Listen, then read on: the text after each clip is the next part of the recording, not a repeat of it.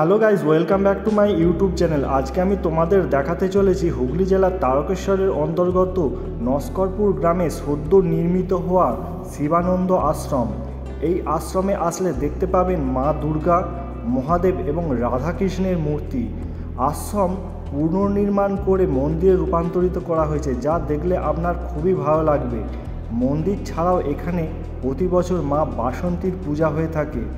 বাসন্তী পূজা উপলক্ষে 3 দিন ধরে চলে নরনারায়ণ সেবা, হোম, যজ্ঞ, আরতির সমন্বয়ে আজ এই নতুন মন্দিরটি উদ্বোধন করা হলো।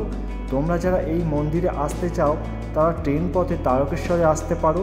তারকেশ্বর থেকে বাস ধরে তোমাদের আসতে হবে চাপাডাঙ্গা, এবং চাপাডাঙ্গা থেকে যে কোনো অটো বা টোটো ধরে তোমরা নস্করপুর শিবানন্দ আশ্রম বললেই তোমাদের এখানে পৌঁছে দেবে।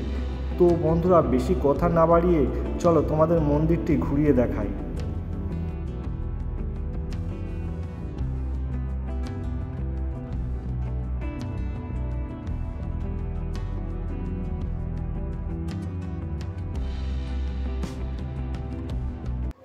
দেখতে পাচ্ছেন এখানে পুরোহিতরা হোম, যজ্ঞ, আরতি করছে এবং এই জায়গাটি খুব সুন্দরভাবে সাজানো হয়েছে।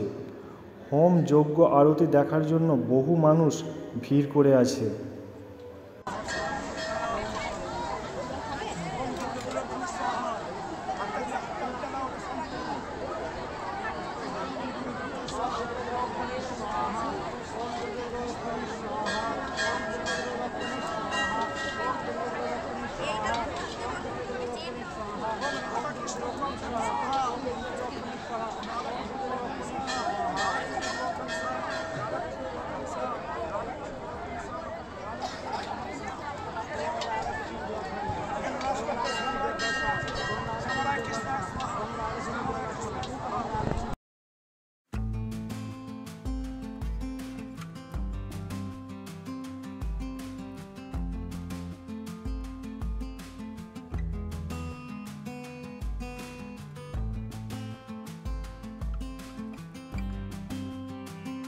এবার আমরা আস্তে আস্তে চলে যাব এখানে যে বাসন্তী পুজো নিয়ে আসা হয়েছে সেই মূর্তির কাছে।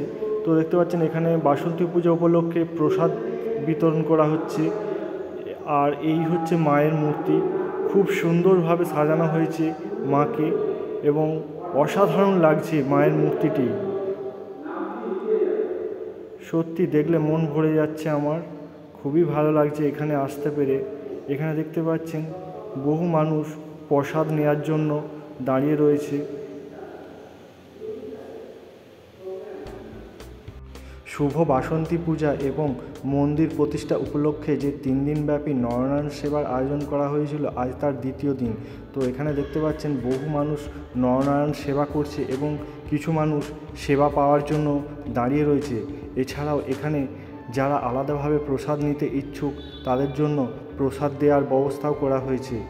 তো এখান থেকে আমরা এবার মূল যজ্ঞের দিকে আরেকবার ফিরে যাব। তো তোমাদের দেখাতে চলেছি সেই মূল যজ্ঞের অনুষ্ঠান। তো তোমরা দেখতে থাকো কত সুন্দরভাবে এখানে পুরোহিতরা মন্ত্রপাঠের মাধ্যমে হোম, যজ্ঞ এবং আরতি করছে।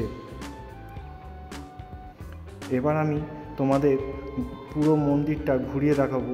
তো আস্তে আস্তে সিঁড়ি বেয়ে উপরে উঠতে থাকি, তো আর দেখাতে থাকি তোমাদের এই মন্দিরটি কত সুন্দরভাবে সাজানো হয়েছে এবং পুনর্নির্মাণ করে রূপ দান করা হয়েছে।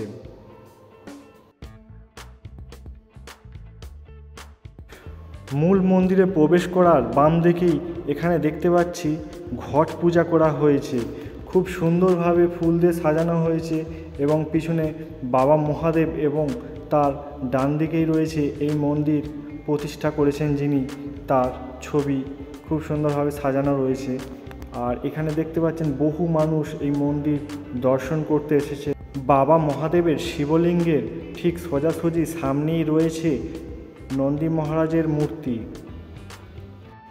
একই মন্দিরে যেহেতু 3টি ভিন্ন ভিন্ন বিগ্রহ রয়েছে, তাই এখানে ভিন্ন ভিন্ন নামকরণ করে রাখা হয়েছে এই মায়ের মন্দিরের গেট। প্রথমেই রয়েছে মা দুর্গার মন্দির। এই গেট দিয়ে প্রবেশ করলেই আমরা দেখতে পাবো মা দুর্গার খুব সুন্দর একটি বিগ্রহ। দেখতে সত্যি অসাধারণ লাগছে এবং খুব সুন্দর ফুল দিয়ে মাকে সাজানো হয়েছে, যা দেখলে সত্যি আপনারও মন ভরে যাবে।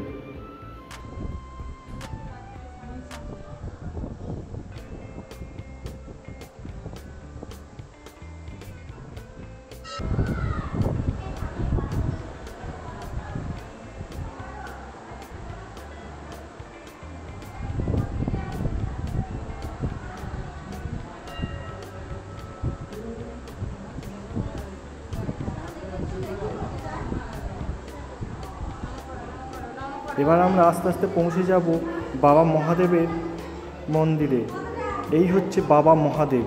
এখানে মহাদেবের শিবলিঙ্গ প্রতিস্থাপন করা হয়েছে, খুব সুন্দরভাবে ফুল দিয়ে সাজানো হয়েছে, যা দেখতে অসাধারণ লাগছে।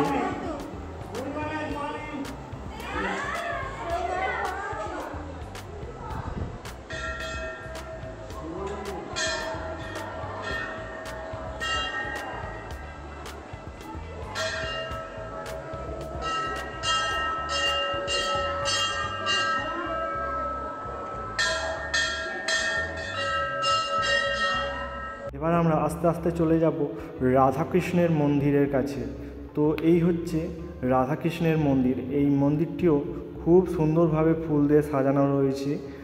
রাধাকৃষ্ণকে সত্যি অসাধারণ লাগছে। মন্দিরটি যেহেতু পুরোটাই শ্বেত পাথর দিয়ে করা, তাই অসাধারণ লাগছে রাধাকৃষ্ণের যুগল মূর্তিকে।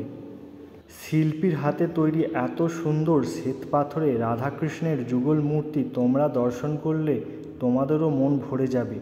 রাধাকৃষ্ণের মূর্তি দর্শন করা হয়ে গেছে। এবার আমরা আস্তে আস্তে মন্দির থেকে প্রস্থান করব। আমাদের ভিডিওটা তোমাদের কেমন লাগলো অবশ্যই কমেন্ট করে জানাবে, এবং এই ধরনের নতুন নতুন ভিডিও পেতে আমার ইউটিউব চ্যানেলটি অবশ্যই সাবস্ক্রাইব করিয়া দেবেন।